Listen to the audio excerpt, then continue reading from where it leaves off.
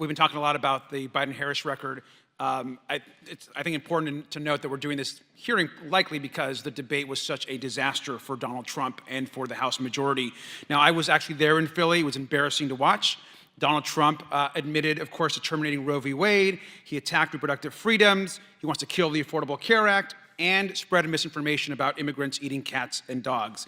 And I just also want to remind folks that we've been talking a lot about Project 2025, of which many witnesses know a lot about, and which Donald Trump said contains many good ideas. But it's not just Project 2025. Donald Trump has already been the president, and I thought it was also important at this moment to review his record. Let's start with some of the facts about Donald Trump.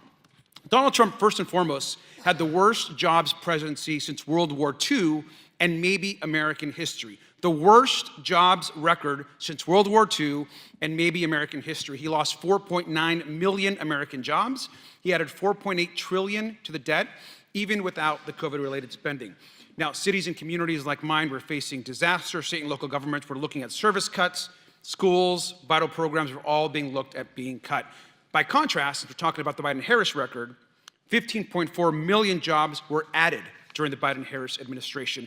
And the Project 2025 agenda, we know, will raise a sales tax on everything we buy, and economists think it will cost the American family an average of $1,700 per year and would cost 600,000 American jobs and could even cause a recession. But it's not just the economic destruction. Let's talk about his COVID mismanagement. We lost 1.3 million American lives, a disaster under Donald Trump. He asked people that we could combat the virus by injecting disinfectant into people's bodies. He failed to get PPE out the door.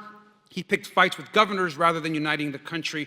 We were on our own, and Donald Trump should own his failures with the pandemic. But let's look at the rest of the Trump record. He destroyed Roe v. Wade as the third thing on this bullet point. He brags about the extremist Supreme Court and turning back Roe v. Wade. Just this week, ProPublica documented a heartbreaking case where a Georgia woman waited for 20 hours after doctors refused to perform a routine procedure.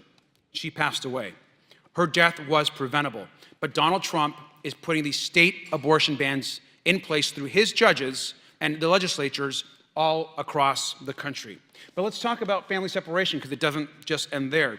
His record attacking immigrants like myself and my family is also shameful.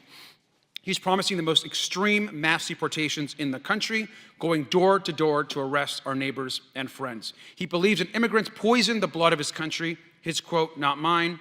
And of course, let's remember, he just at the debate, he kept talking about somehow immigrants, Haitian immigrants, are eating pets in Ohio, and we know that's not true. This country and the world should be united against this type of rhetoric and this record. We all want a secure border, but Donald Trump has shown us time and time again through his record and his future agenda, the Project 2025 agenda, that he has zero respect for immigrants and for the Latino community. But I want to also end with January 6th. Donald Trump betrayed his oath of office when he provoked an attack on this Capitol and an insurrection on January the 6th. Project 2025 shows how we will continue to threaten our institutions and our democracy. The Trump administration was a disaster, and you don't need to take my word for it. Why we're talking about the Biden-Harris record, when it fixed the COVID crisis, when jobs are up, when unemployment is down, and not focus on the destruction of Donald Trump, is clearly because this is, again, another political committee hearing. And let's look at what others have said. Vice President Mike Pence, former Attorney General Bill Barr, former Defense Secretaries Jim Mattis and Mark Esper, former National Security Advisors H.R. McMaster and John Bolton, former Chief of Staff like John Kelly.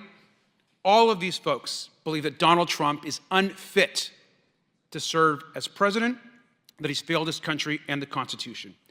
We cannot go back. With that, I yield back.